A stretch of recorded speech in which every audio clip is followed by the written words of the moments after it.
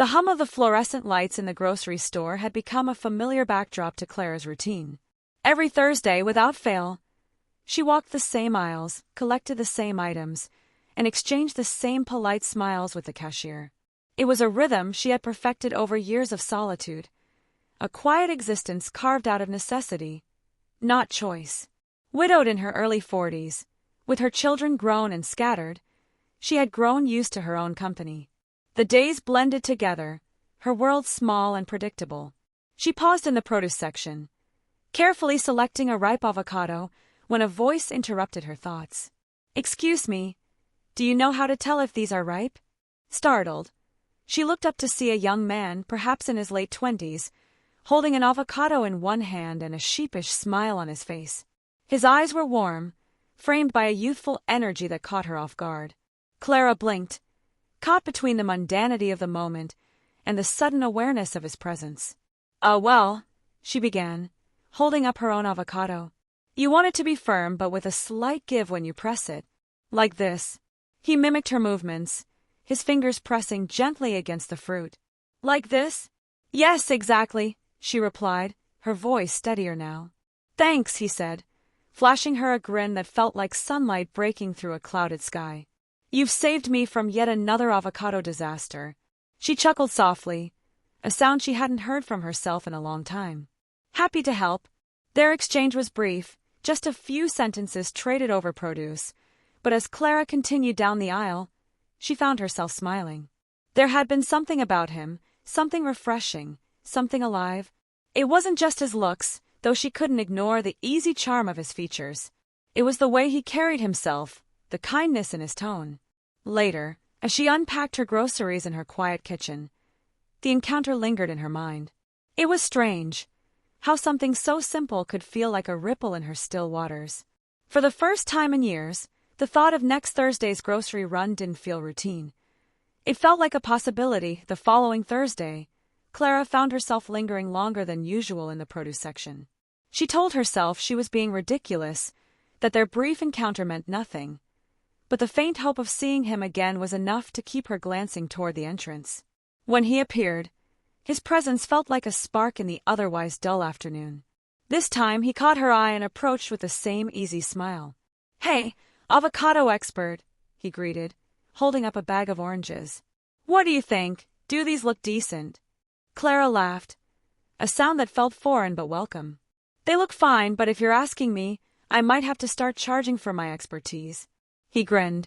"Fair enough. I'll take your word for it." Their conversation stretched beyond fruit this time. He introduced himself as Ryan, a freelance graphic designer who had recently moved to the area. Clara, in turn, shared small details about her life: a retired librarian, a mother of two who now lived out of state. "It must be nice to have time for yourself," Ryan said as they wandered down the cereal aisle together. Clara hesitated, considering his words. "It has its moments," she admitted, "but sometimes the quiet can feel too much." Ryan nodded, a flicker of understanding in his expression. "I get that. I moved here for work, but it's been lonely, you know. Meeting new people isn't as easy as I thought it'd be." Something in his honesty struck a chord with her. It felt strange, sharing this unspoken connection with someone so much younger, but it also felt right. Over the next few weeks, their grocery store encounters became a regular occurrence. It started with casual chats in the aisles, but soon they were meeting for coffee afterward, swapping stories and laughter over steaming cups. Ryan's presence began to light up Clara's world in a way she hadn't realized she needed. He had a knack for making her laugh, for drawing her out of the shell she hadn't realized she'd built. She, in turn, offered him a listening ear, a calm presence in his otherwise transient life.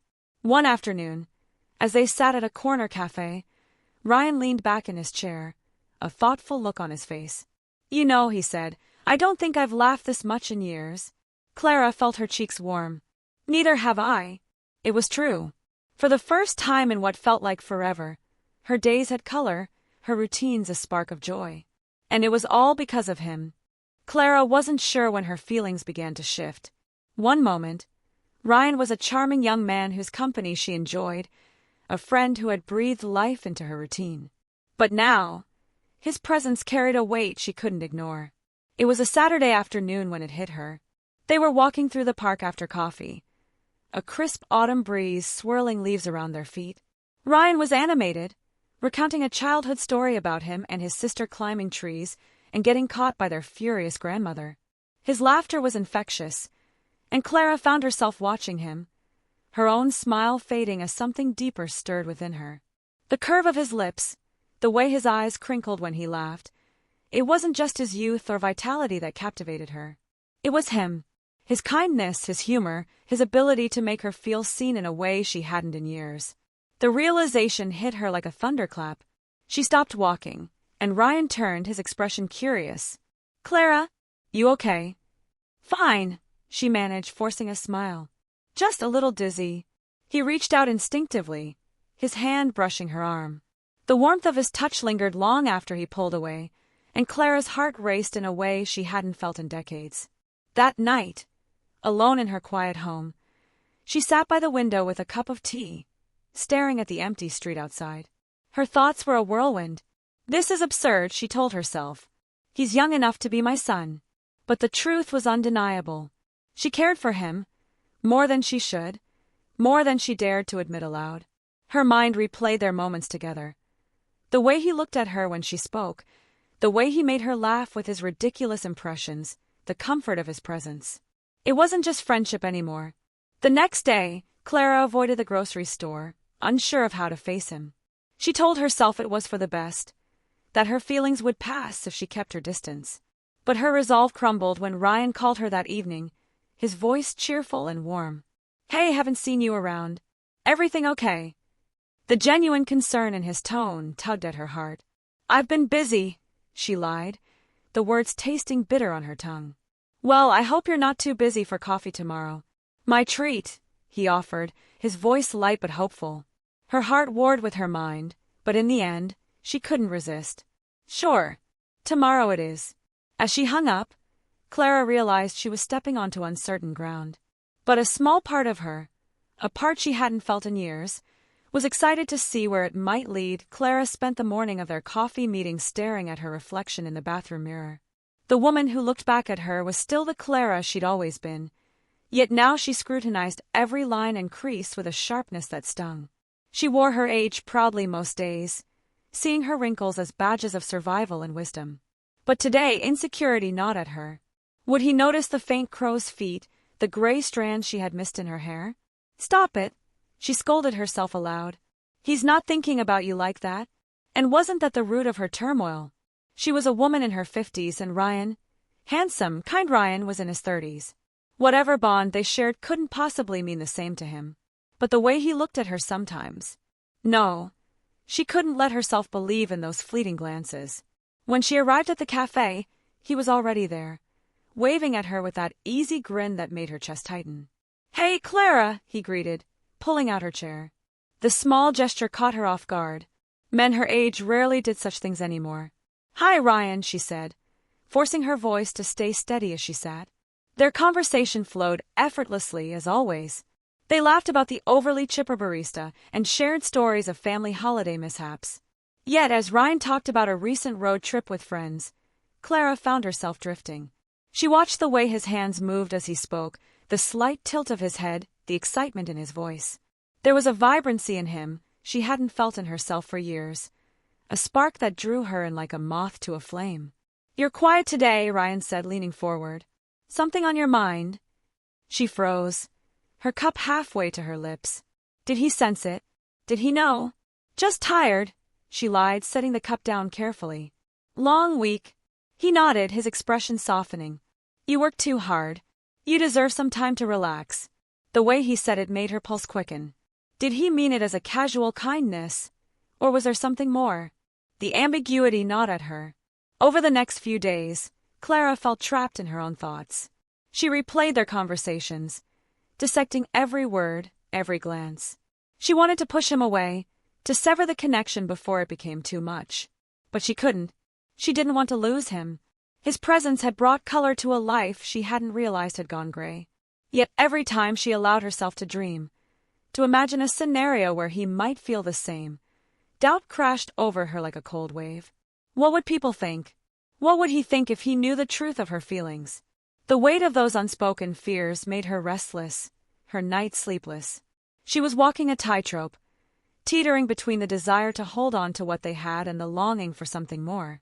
By the end of the week, Clara resolved to keep her distance again. It was safer this way, wasn't it? But deep down, she knew that staying away from Ryan would be like cutting out the very piece of her life that had brought her back to herself. It was a painful realization, one that left her standing in front of her window late at night, staring at the reflection of a woman who didn't know whether to hold on or let go. Clara spent the weekend buried in chores, trying to smother the storm of emotions Ryan had stirred in her. She scrubbed counters, reorganized shelves, and even tackled the attic she'd been avoiding for years. But no matter how busy she kept her hands, her mind refused to cooperate. She thought of his laugh, warm and unrestrained, and the way he listened, really listened when she spoke. She thought of the quiet joy he brought into her life, and how her days felt dull without his presence. By Sunday evening, as she stood in her tidy kitchen staring at a bowl of fruit, she realized she was avoiding the inevitable. She wanted to see him again. But why? Was it the companionship, the way he made her feel alive in a way she hadn't in decades? Or was it the truth she could barely admit even to herself, that her feelings for him had gone far beyond friendship? Clara shook her head, grabbing an apple from the bowl and biting into it forcefully, as if the act might silence her thoughts. Yet even the tart sweetness couldn't distract her. This is foolish, she thought. He probably doesn't see you as anything more than a friend. But a small, rebellious voice whispered back, "What if he does?" The idea was terrifying and exhilarating. Clara wasn't impulsive by nature, but the thought of losing the connection they shared made her heart ache. If she didn't take a step forward, she might regret it forever. That night, she paced her living room, phone in hand, drafting and deleting messages. "Hi, Ryan. I've been organizing my attic and found an old record player. Thought you might enjoy seeing it. No, too formal. Delete. Hey, Ryan. Wanna come over for coffee sometime? I could use some company. Too casual. Delete." Finally, with a deep breath, she typed, "Hi, Ryan. I was going through some old things and found a vintage record player I think you'd love. Wanna come by and check it out?" She hit send before she could overthink it. Seconds felt like hours as she stared at the screen, her stomach twisting in anticipation. When the reply came, her breath caught. "That sounds awesome. When's a good time for you?" Clara's heart raced. She hadn't expected him to agree so quickly. She typed back, suggesting Thursday evening, and he confirmed without hesitation. As the reality set in, her mind spiraled. She started planning, cleaning the house, setting the perfect ambience, picking out records to have ready. But beneath the logistics was the nervous energy of a woman who knew she was crossing into uncharted territory. What would happen when they were alone, away from the casual banter of the grocery store or cafe? Would the easy friendship between them shift into something else? Clara didn't know what she wanted more.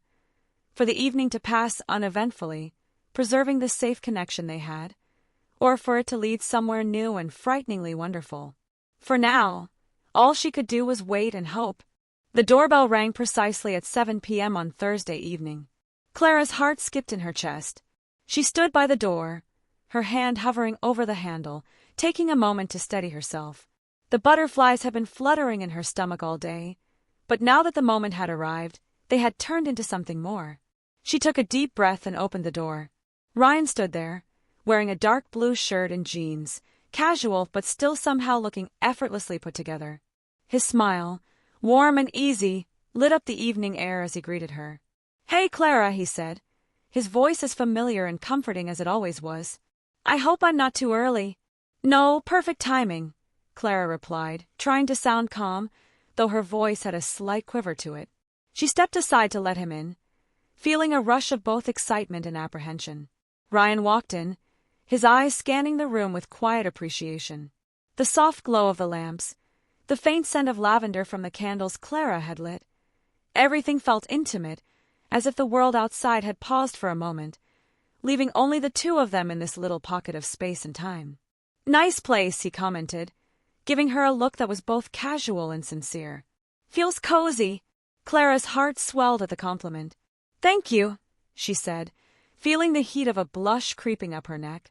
"I've lived here for a long time. It's home." They moved into the living room, where Clara had set out a few records on the coffee table, along with the vintage record player she'd mentioned.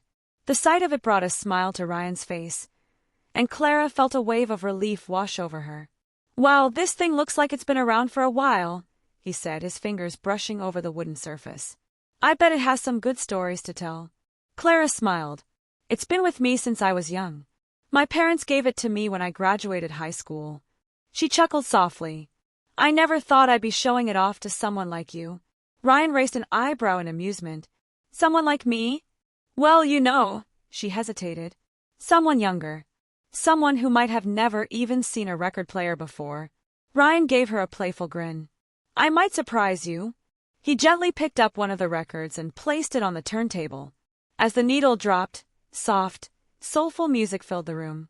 The sound was warm, comforting, like a voice from the past, pulling them into a shared moment. For a few minutes, they sat in silence, the music weaving through the room like a thread connecting them. Clara watched him as he closed his eyes, letting the sound wash over him. There was something about the way he absorbed the music, like it was an experience, not just something to passively listen to. Ryan opened his eyes and looked at Clara, meeting her gaze with an intensity that made her breath catch. "This is nice," he said softly, his voice low, as if they were sharing a secret. "I don't think I've ever really taken the time to just sit with music like this." Clara nodded, feeling a soft smile tug at her lips. "I know what you mean. There's something nostalgic about it. It makes you think." They spoke more after that, sharing stories about their lives, their pasts, the little things that made them who they were. Clara found herself leaning in, drawn to the way Ryan spoke with such openness. His laughter was easy and genuine, his words thoughtful and kind. She didn't feel like an older woman, or even like a woman at all, she just felt seen. There was a moment, just a brief flicker, when their gazes lingered, and the world seemed to shrink around them.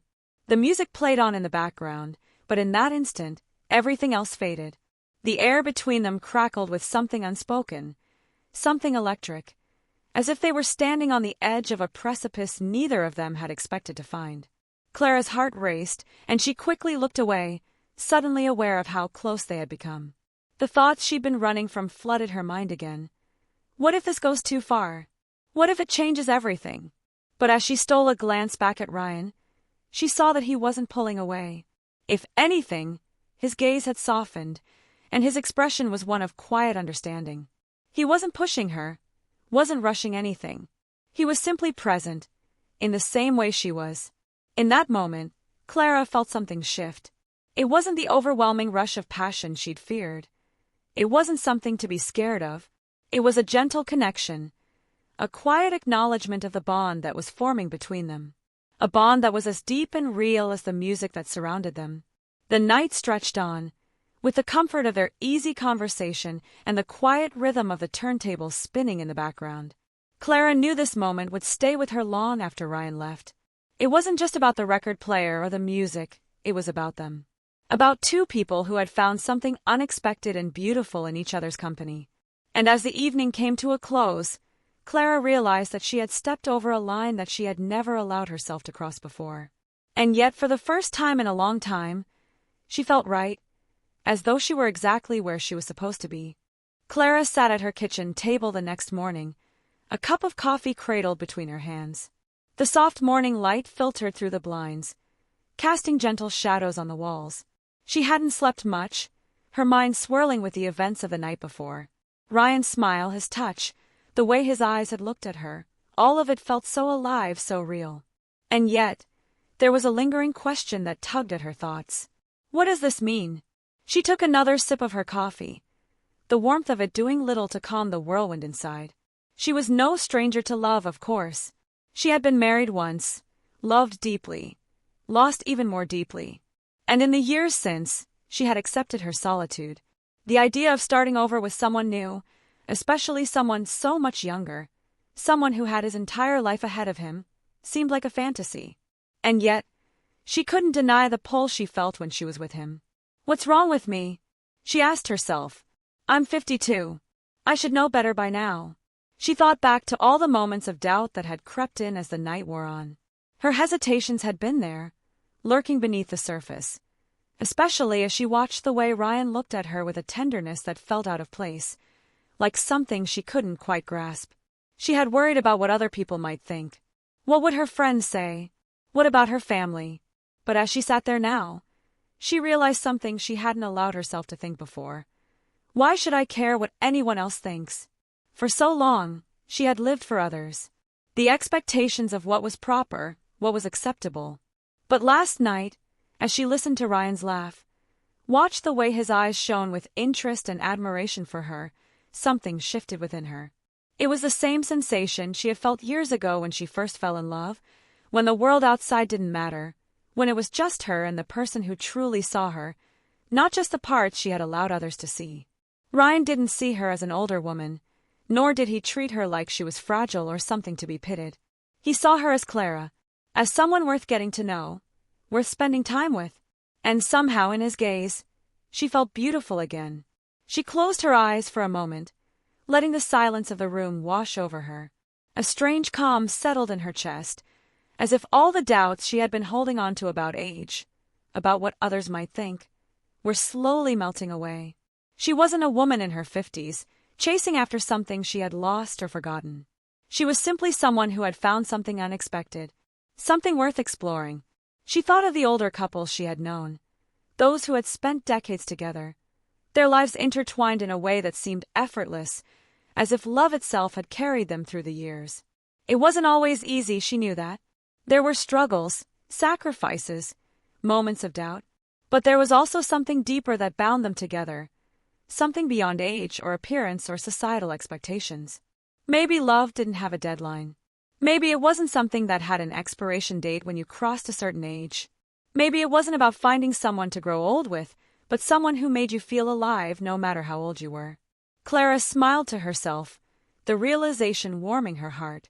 She thought of Ryan again, his humor, the way he listened, how comfortable she felt around him. There was something about him that drew her in, not just physically, but emotionally. His energy was infectious, and as much as she had tried to fight it, she could feel her heart opening in a way she hadn't felt in years. It wasn't about the age difference. It was about the connection. In the past, Clara had lived a life of caution. She had built walls around her heart, afraid to face the vulnerability that love required. But now, with Ryan, something had changed. She realized that love didn't require perfection, didn't require following rules.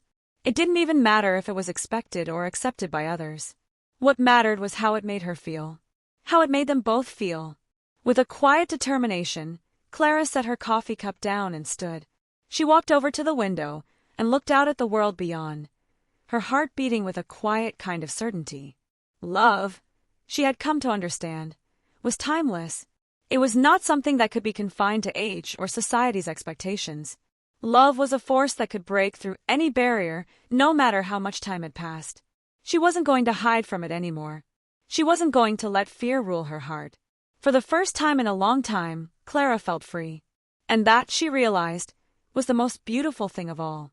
Clara stood at her front door, looking out at the world beyond, her heart light and full of hope. She had never imagined she'd be standing here at this point in her life, facing love again with such clarity. And yet, here she was, willing to embrace something that she had once thought impossible. She thought of Ryan. She hadn't heard from him yet, but she had no doubt that he'd call or text soon. And when he did, she would be ready to take that next step, ready to explore what lay ahead. She had no illusions about what the future would hold, but the excitement of it, the possibility, was enough to fill her with anticipation. She had spent so many years hiding behind the walls of her own insecurities, afraid to let anyone in, afraid of what they would think of her, afraid of being judged for her age, her life. But with Ryan it was different. With him, she didn't feel like a woman defined by the number of years she had lived. She felt like a woman in love, in the purest sense of the word. She felt seen, appreciated, and most importantly, she felt worthy of love. Her mind wandered back to the quiet moments they had shared, his gentle laugh, the way he looked at her like she was the only person in the room. It was as if he had removed the veil that she had placed over herself for so long, revealing the woman she had forgotten she could be. She didn't know where this would lead. No one could predict the future, especially when it came to love. But what Clara knew for certain now was that love didn't have a timeline. It didn't wait for a certain age, a certain chapter in life, or for all the pieces to fit perfectly into place. Love was something you allowed yourself to feel, something you embraced when it appeared in your life, no matter how unexpected. It was messy, complicated, and unpredictable, but it was also beautiful, rewarding, and free. And for the first time in a long while, Clara was ready to let it happen, whatever form it took. As she stepped outside, a soft breeze brushing against her skin, Clara smiled to herself. It didn't matter how old she was or what anyone thought. She was ready to follow her heart, to let love lead her on this unexpected journey. She had lived for others' expectations for too long, and now it was time to live for herself. She wasn't waiting for permission anymore. She was living, fully and without hesitation. And that was the most liberating thing of all.